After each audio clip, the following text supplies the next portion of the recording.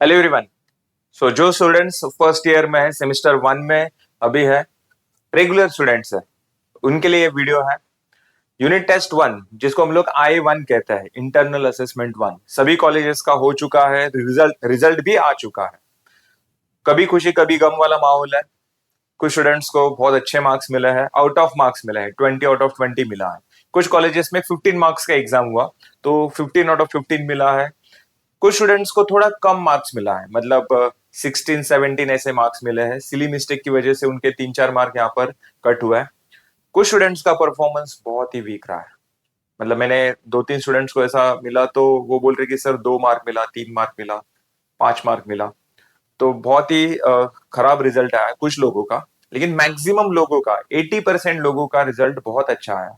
80% result का, मुझे जितने भी स्टूडेंट्स मिले उनकी बात कर रहा हूँ। सो I2 के लिए अब क्या करना है?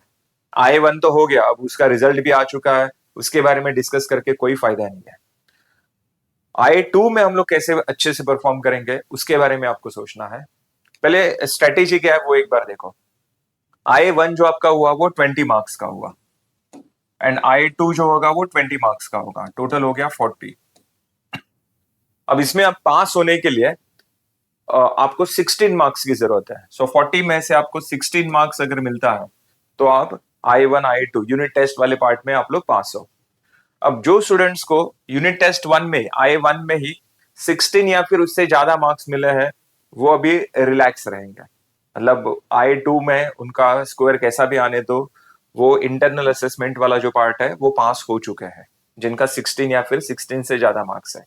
लेकिन मेरे हिसाब से वो लोगों के ऊपर रिस्पॉन्सिबिलिटी और बढ़ गया है, क्योंकि I1 में एज्यूम करो, I1 में आपको 20 आउट ऑफ 20 मिला है या फिर 18 मार्क्स मिला है, 18। तो आपको I2 में भी वैसा ही परफॉर्म करना पड़ेगा। I2 में आपको 18 से ज्यादा मार्क्स लाना पड़ेगा। अगर I1 में आपको 20 आउट ऑफ 20 मिला है तो I2 में भी आपको 20 आउट ऑफ 20 लाना ही पड़ेगा। क्यों लाना पड़ेगा? क्योंकि देखो, जब हम लोग फर्स्ट मैच जीतते हैं ना, फर्स्ट मैच, तो सेकेंड मैच भी जीतना ही पड़ता है रे। नहीं तो लोग क्या कहते हैं, ये फर्स्ट मैच जो जीता है वो नसीब से जीता है, लक से जीता है, हार्ड वर्क से नहीं जीता है। ये कब बोलते हैं? जब हम लोग सेकेंड मैच हार जाते हैं तब। समझा? तो फर्स्ट मैच जब हम लोग जीतते हैं तब सेकेंड मैच हमें जीतना ही पड़ता है। अगर आपको यूनिट टेस्ट 1 में 18 19 20 आउट ऑफ 20 मिला है तो I2 में भी आपको 20 आउट ऑफ 20 के लिए ट्राई करना है, 20 आउट ऑफ 20 लाना ही है।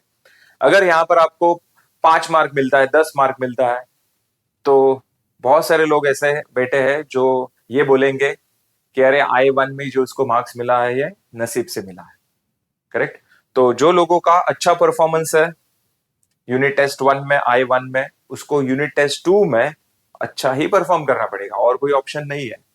और जिनका परफॉर्मेंस परफॉर्मेंस खराब रहा है यूनिट टेस्ट 1 में, उनके पास तो कोई और ऑप्शन है ही नहीं। तो उसके लिए अब सोल्यूशन क्या, मीन स्ट्रेटेजी कैसे बनाएंगे? I1 का आपको एक एक्सपीरियंस आ चुका है कॉलेज में से, जो आपको क्वेश्चन बैंक मिला था या फिर असाइनमेंट्स मिले थे, उसी पैटर्न के क्वेश्चंस आए रहेंगे आपको, या फिर एग्जैक्ट वही क्वेश्चंस आए रहेंगे। तो आपको एक आइडिया मिल चुका है कि एग्जाम में, I1 के एग्जाम में क्वेश्चंस कहां से आए थे, किस लेवल के आए थे। करेक्ट? और वो सॉल्व करते वक्त क्या क्या प्रॉब्लम्स मुझे फेस करना पड़ा। कुछ स्टूडेंट्स का ऐसा रिप्लाई था कि सर मुझे सब कुछ आ रहा था, सब कुछ सॉल्व करने के लिए आ रहा था, लेकिन टाइम नहीं मिला।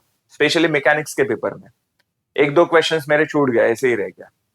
तो टाइम मैनेजमेंट के ऊपर आपको काम करना है, प्रेजेंटेशन के ऊपर काम करना है, कैलकुलेटर ऑपरेट करने के स्किल के ऊपर आपको काम करना है।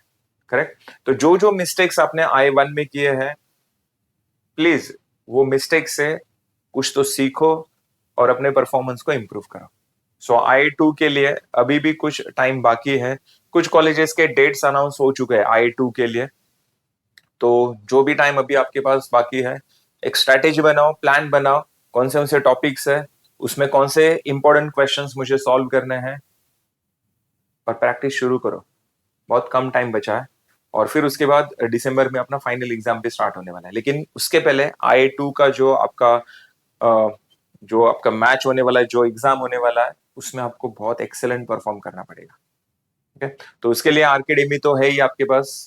आर्केडेमी के यूट्यूब चैनल पर सभी टॉपिक के वीडियोस अवेलेबल है।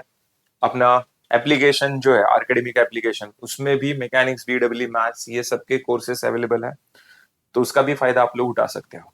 करेक्ट। सो ऐसे ही हम लोग और भी वीडियोस आपके लिए लेके आएंगे। तब तक अपने चैनल को सब्सक्राइब करो, वीडियो को लाइक करो, शेयर करो सबके साथ। Thank you.